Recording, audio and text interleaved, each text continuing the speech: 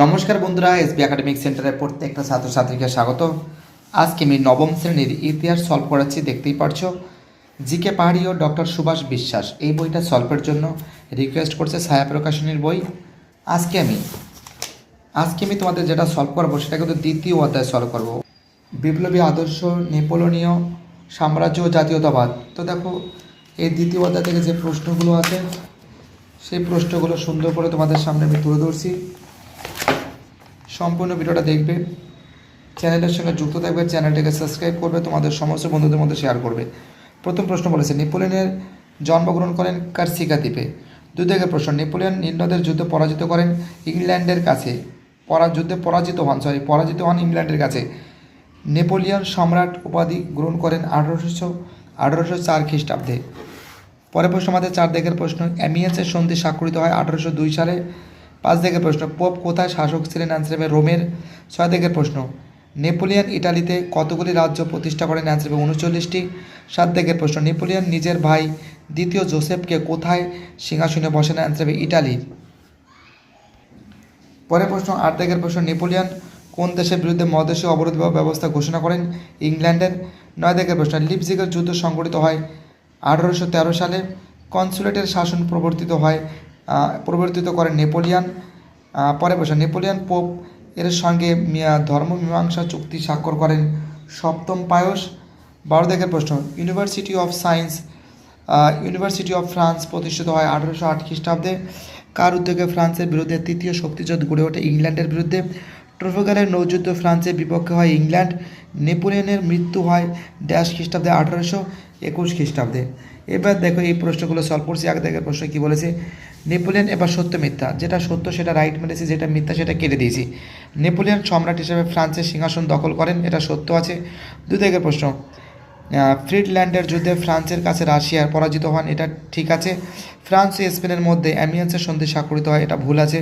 জার্মানিতে রাইন রাষ্ট্রসংঘ গঠিত হয়েছিল, এটা ঠিক আছে। নেপোলিয়ন 1804 খ্রিস্টাব্দে সম্রাট পদ গ্রহণ করেন, এটা ঠিক আছে। নেপোলিয়নের মৃত্যু হয় সেন্ট হেলেনা দ্বীপে, এটাও ঠিক আছে। এবার দেখো বাম স্তম্ভের সঙ্গে ডান স্তম্ভ মিলাবো। দেখো 1805 হবে অ্যান্সার হবে অস্টারলিজের সন্ধি বা অস্টারলিজের যুদ্ধ। 1806 হবে আমাদের সি এর অ্যান্সার হবে রাইন রাষ্ট্রসংঘ প্রতিষ্ঠাতা। পরের প্রশ্ন কী বলেছে, 1807 হবে অ্যান্সার হবে টিলজেটের সন্ধি। 1815 হবে ওয়ার্ল্ডলোর যুদ্ধ, এটা বি, এটা সি, এটা ডি, এটা এ। পরের প্রশ্ন দেখতে পাচ্ছ ব্যাঙ্ক অফ ফ্রান্স, অ্যান্সার হবে বি এর অ্যান্সার নেপোলিয়ন হবে। ইংরেজ সেনাপতি হবে অ্যান্সার হবে লেনসন। প্রাশিয়ার সম্রাট হবে ডি এর অ্যান্সার হবে আমাদের তৃতীয় ফ্রেডরিক উইলিয়াম। এবং ইটালিতে নেপোলিয়নের প্রতিনিধি অ্যান্সার হবে সি এর অ্যান্সার ইউজিনি বোয়ারনে। ঠিক আছে, ইউজিনি বোয়ারনে। এবার দেখো বিবৃতির মধ্যে এটা ঠিক আছে, এটা একেরটা ব্যাখ্যা এক, বিবৃতি 2-এর মধ্যে ব্যাখ্যা এক, বিবৃতি 3-এর মধ্যে হচ্ছিল ব্যাখ্যা এক। ওকে, তো দেখো ম্যাপ পয়েন্টিং বইতে আছে, বই থেকে দেখে নেবে। দেখো ম্যাপ পয়েন্টিং করা আছে। এক দিকে প্রশ্ন, নেপোলিয়ন কোন শাসনের অবসান ঘটিয়েছিলেন? ডাইরেক্টরি। 2 দিকের প্রশ্ন, ফরাসি বিপ্লবের 3টি মূল আদর্শ কী কী? তোমরা জানো, সাম্য, মৈত্রী, স্বাধীনতা। দাও তোমাদের একটু জুম করে দিচ্ছি, ঠিক আছে। দেখো এখানে লেখা রয়েছে সাম্য, মৈত্রী, স্বাধীনতা। পরের প্রশ্ন বলেছে 3 দিকের প্রশ্ন, নেপোলিয়ন কোন সময় পর্যন্ত কনসাল হিসেবে ফ্রান্সে শাসন করেছিলেন? তোমরা জানো 1799 থেকে 1815, 1799 থেকে 1815 সাল পর্যন্ত নেপোলিয়ন কনসাল হিসেবে ফ্রান্সে শাসন করেন। 4 দিকের প্রশ্ন, ট্রাফালগারের নৌযুদ্ধ কবে কাদের মধ্যে সংঘটিত হয়েছিল? তোমরা জানো 1805 খ্রিস্টাব্দে। 1805 খ্রিস্টাব্দে ইংল্যান্ড ও ফ্রান্সের মধ্যে হয়েছিল। পরের প্রশ্ন কী বলেছে আমাদের 5 দিকের প্রশ্ন, নেপোলিয়ন কেন পর্তুগাল দখল করেন? তো দেখো পেজ নম্বর 43 নম্বর পেজে রয়েছে, ঠিক আছে, 43 নম্বর পেজে রয়েছে। ওকে, দেখাচ্ছি তোমাদের আমি। দেখতে পাচ্ছ এটা কিন্তু পেজ নম্বর 43 নম্বর পেজে আছে ফ্রান্স। দেখো এখান থেকে শুরু করে তোমরা যেটা লিখবে ভালো করে দেখো, তোমরা এখান থেকে শুরু করে এতটা লিখবে, তোমরা এখান থেকে শুরু করে এতটা লিখবে, ঠিক আছে। পেজ নম্বর 43 দেখতে পাচ্ছ।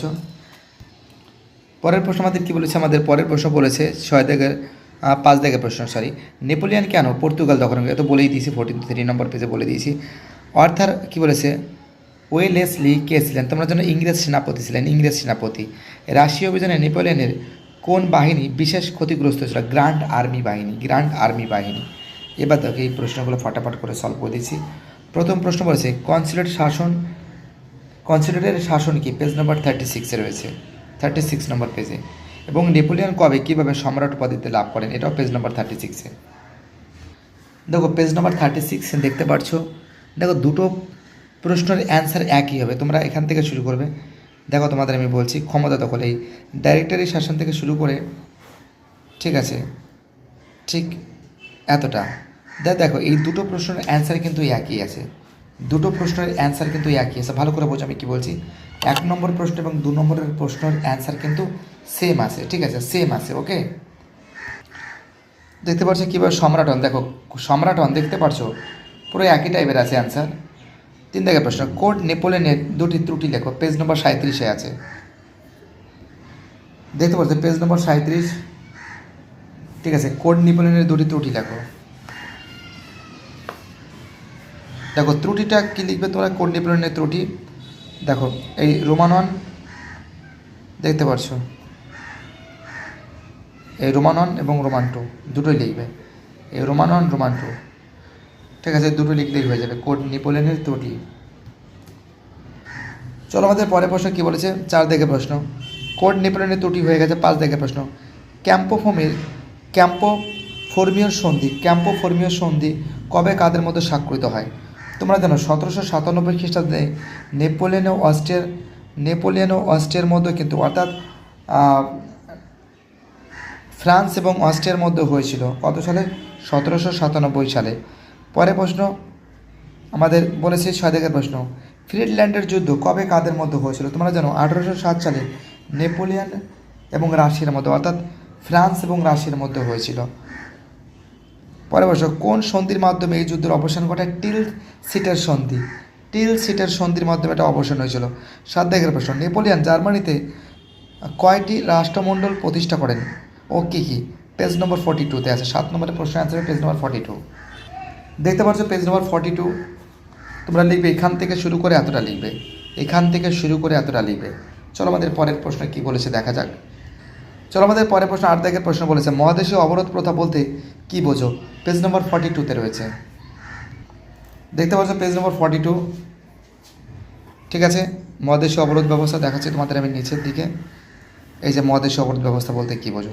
তো দেখো এখান থেকে শুরু করে এতটা লিখবে, ঠিক আছে। মহাদেশীয় অবরোধ ব্যবস্থা বলতে কী বোঝো, ঠিক আছে, এখান থেকে শুরু করে এতটা লিখবে। ওকে, চলো পরের প্রশ্ন কী বলেছে। পরের প্রশ্ন বলেছে আমাদের 9 দাগের প্রশ্ন বলেছে, ফ্রান্সের অভ্যন্তরে নেপোলিয়নের বিরুদ্ধে বিদ্রোহের কারণ কী ছিল? পেজ নম্বর 43, দেখতে পাচ্ছ পেজ নম্বর 43, ঠিক আছে। তোমরা লিখবে এখান থেকে শুরু করে এতটা লিখবে। কী বলছে বুঝতে পারছো? তোমরা কী লিখবে? এখান থেকে শুরু করে এতটা লিখবে। ওকে,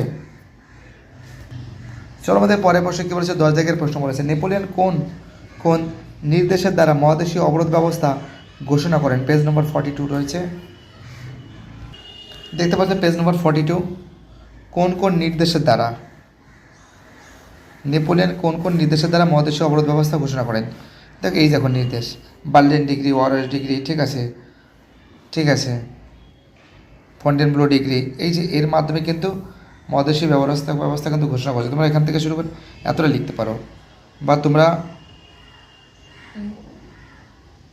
হ্যাঁ ঠিক আছে এতটাও লিখতে পারো, কোনো সমস্যা নেই, এতটাও লিখতে পারো। ওকে, পরের প্রশ্ন আমাদের নেক্সট প্রশ্ন কী বলেছে? আমাদের পরের প্রশ্ন বলেছে 11 দাগের প্রশ্ন, উপদ্বীপীয় যুদ্ধ বলতে কী বোঝো? পেজ নম্বর 43, দেখতে পাচ্ছ খুব সুন্দর করে সলভ করে দিয়েছি। পেজ নম্বর 43, উপদ্বীপীয় যুদ্ধ বলতে কী বোঝো? এখান থেকে শুরু করে এতটা, এখান থেকে শুরু করে এতটা, উপদ্বীপীয় যুদ্ধ বলতে কী বোঝো? ওকে, চলো আমাদের পরের প্রশ্ন কী বলেছে? 12 দাগের প্রশ্ন বলেছে, লিপজিগের যুদ্ধ কবে কাদের মধ্যে হয়েছিল? পেজ নম্বর 44। তো দেখতে পাচ্ছ পেজ নম্বর 44, এখান থেকে শুরু করে এতটা, এখান থেকে শুরু করে এতটা। ওকে, দেখতে পাচ্ছ এবার বিশ্লেষণধর্মী প্রশ্নাবলী মান 4, প্রথম প্রশ্ন বলেছে 1 দাগের প্রশ্ন, কোড নেপোলিয়ন সম্পর্কে কী জানো? পেজ নম্বর 37-এ আছে। দেখতে পাচ্ছ পেজ নম্বর 37, কোড নেপোলিয়ন বলতে কী বোঝো? তোমরা লিখবে এখান থেকে শুরু করে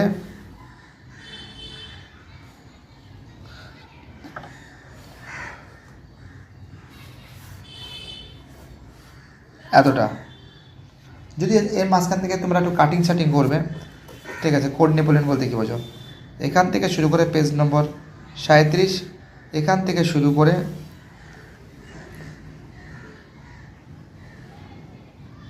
এতটা। কোড নেপোলিয়ন বলতে কী বোঝো? ঠিক আছে, তোমরা এখান থেকে কাটিং শাটিং করতে পারো, হালকা মূল্যায়নটা একটু শর্ট করে লিখবে। আর এখানে অনেকগুলো পয়েন্ট আছে, একটু কম করে লিখবে, ঠিক আছে। যেমন দান সেমন দক্ষিণা, তোমার নম্বরের উপর ডিপেন্ড করবে কতটা লিখতে হবে, ওকে। চলো পরের প্রশ্ন, 2 দাগের প্রশ্ন, নেপোলিয়ন ফরাসি বিপ্লব প্রসূত কোন কোন ভাবধারাগুলি প্রতিষ্ঠা করেন? পেজ নম্বর 38।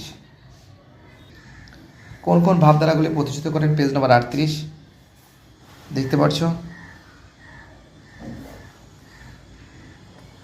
দেখো তোমরা যেটা লিখবে এখান থেকে শুরু করবে, এখান থেকে শুরু করবে এতটা, এখান থেকে শুরু করে, দেখো আরেকবার দেখাচ্ছি, এখান থেকে শুরু করবে এতটা লিখবে, ঠিক আছে। চলো পরের প্রশ্ন বলেছে 3 দাগের প্রশ্ন, নেপোলিয়ন ফরাসি বিপ্লব প্রসূত কোন কোন ভাবধারাগুলি ধ্বংস করেন? পেজ নম্বর 38 থেকে 39 নম্বর পেজে দেখতে পাচ্ছ। পেজ নম্বর 38, কোন কোন ভাবধারাগুলো ধ্বংস করেন, ঠিক আছে। একটু নিচের দিকে যাও, দেখো তোমরা যেটা লিখবে এখানে বৈপ্লবিক ভাবধারা ধ্বংস, এখান থেকে শুরু করে এতটা লিখবে এবং তার পরের পেজে 39 নম্বর পেজে তোমরা এখান থেকে শুরু করে এতটা লিখবে, এখান থেকে শুরু করে এতটা লিখবে, ঠিক আছে। কি বলছি বুঝতে পারছো? চলো পরের প্রশ্ন, 4 দাগের প্রশ্ন বলেছে, ইউরোপের পুনর্গঠনে নেপোলিয়নের বিভিন্ন উদ্যোগগুলি উল্লেখ করো, বিভিন্ন উদ্যোগগুলি উল্লেখ করো। পেজ নম্বর 41 থেকে 42 নম্বর পেজে আছে। পেজ নম্বর 41 দেখতে পাচ্ছো, দেখে নাও তোমরা।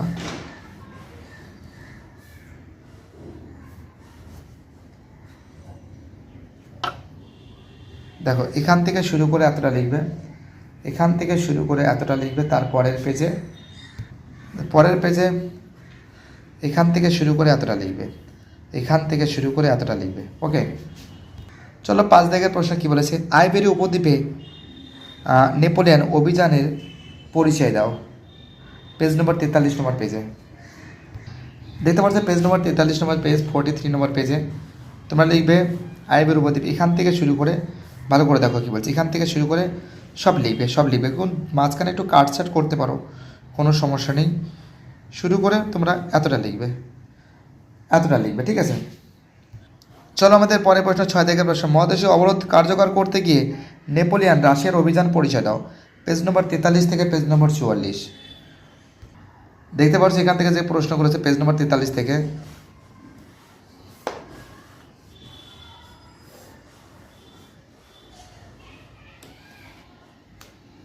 দেখো এখান থেকে শুরু করে এতটা লিখবে, এখান থেকে শুরু করে এতটা লিখবে, তার পরের পেজে, এবং এখান থেকে শুরু করে এতটা লিখবে, এখান থেকে শুরু করে এতটা লিখবে। পেজ নম্বর 44 নম্বর পেজে, 43 এবং 44 নম্বর পেজে কতটুকু আছে সেটা আমি বলে দিলাম, ওকে। দেখতে পাচ্ছ 15 থেকে 16টি বাক্যে উত্তর দাও। 1 দাগের প্রশ্ন, নেপোলিয়নের ক্ষমতা দখলের বিভিন্ন পদক্ষেপগুলি আলোচনা করো। পেজ নম্বর 35 থেকে 36 নম্বর পেজে আছে। দেখতে পাচ্ছ পেজ নম্বর 35 নম্বর পেজ, দাগ নম্বরটা দেওয়া নেই, তো আমি দিয়ে দিলাম। একটু কাটছাট করে লিখতে পারো, অনেকটা বড় লেখা আছে, ঠিক আছে। দেখো এখান থেকে শুরু করে তোমরা বইয়ের সঙ্গে মিলিয়ে নাও, ঠিক আছে। জাস্ট তোমরা মিলিয়ে নাও, এতটা পর্যন্ত লিখবে। তারপরের পেজে এখান থেকে শুরু করে একটু কাটছাট করে নিতে পারো, কোনো সমস্যা নেই, এতটা লিখবে, ঠিক আছে। কী বলছে বুঝতে পারছো? চলো পরের প্রশ্ন কী বলেছে দেখা যাক। চলো আমাদের পরের প্রশ্ন, 2 দাগের প্রশ্ন, নেপোলিয়নের বিপ্লবের সন্তান বলা কতটা যুক্তিসঙ্গত। পেজ নম্বর 38 থেকে 39 নম্বর পেজে দেখতে পাচ্ছ। পেজ নম্বর 38 ঠিক তার নিচ থেকে চালু হয়েছে, দেখে নাও তোমরা। এখান থেকে শুরু করবে, ঠিক আছে। এখান থেকে শুরু করে দেখো পুরোটা লিখতে হবে, একটু কাটছাট করে নেবে, এখানে অনেকগুলো পয়েন্ট আছে, একটু কেটে কুটে ছোটো করে নেবে, ঠিক আছে। পুরোটা লিখতে হবে, ঠিক এতটা লিখতে হবে, ঠিক আছে। এবং তার পরের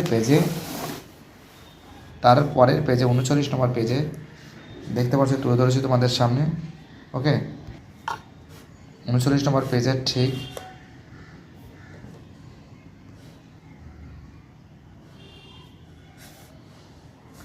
মূল্যায়নটা পুরোটা লিখতে হবে, ঠিক এতটা লিখবে, ঠিক আছে, এতটা লিখবে। চলো আমাদের পরের প্রশ্ন বলেছে, 3 দাগের প্রশ্ন বলেছে, কনসাল হিসাবে ফ্রান্সের শাসন ক্ষমতা দখলের পর থেকে 1807 খ্রিস্টাব্দ পর্যন্ত নেপোলিয়ন সাম্রাজ্যের প্রসার সম্পর্কে আলোচনা করো। দেখো পেজ নম্বর 39, 40, 41 নম্বর পেজ দেখতে পাচ্ছ, পেজ নম্বর 39 নম্বর পেজ, ঠিক আছে, 39 নম্বর পেজ, ঠিক নিচ থেকে চালু হয়েছে।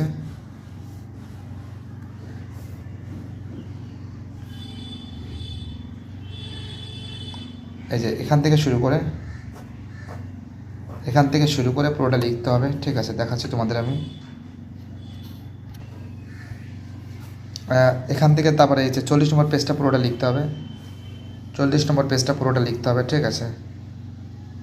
দেখতে পাচ্ছ সুন্দর করে তোমাদের সামনে তুলে ধরেছি, একটু কাটছাট করে লিখতে হবে, এখানে অনেকগুলো পয়েন্ট আছে, ঠিক আছে। ছবি আঁকার দরকার নেই, ঠিক আছে। ঠিক তারপরের পেজে দেখো তোমরা, তারপরে পেজে 41 নম্বর পেজের ঠিক এতটা লিখবে, এখান থেকে শুরু করে এতটা লিখবে, মাঝখানে একটু কাটছাট করতে পারো, কোনো সমস্যা নেই। চলো আমাদের লাস্ট কোশ্চেন, মহাদেশীয় অবরোধ ব্যবস্থা কার্যকর করতে গিয়ে নেপোলিয়ান কোন কোন দেশের সঙ্গে যুদ্ধে জড়িয়ে পড়েন, যুদ্ধগুলির পরিচয় দাও। পেজ নম্বর 42 থেকে 44 নম্বর পেজ, অনেকটা বড় আছে, ওকে। দেখো 42 নম্বর পেজ থেকে দেখাচ্ছি তোমাদের কোথা থেকে কোথায় লিখতে হবে।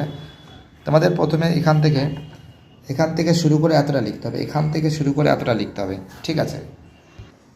তারপরে তোমরা ফ্রান্স এই 1 নম্বর পয়েন্টটা লিখবে, ঠিক আছে। 2 নম্বর প্রশ্ন লিখবে আইবেরিয়া উপদ্বীপ, এটা করবে।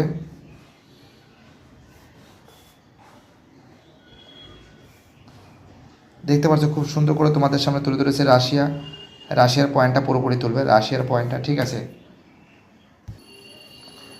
এখান থেকে শুরু করে এতটা লিখবে, তারপরে জার্মানিটা এখান থেকে শুরু করে এতটা লিখবে।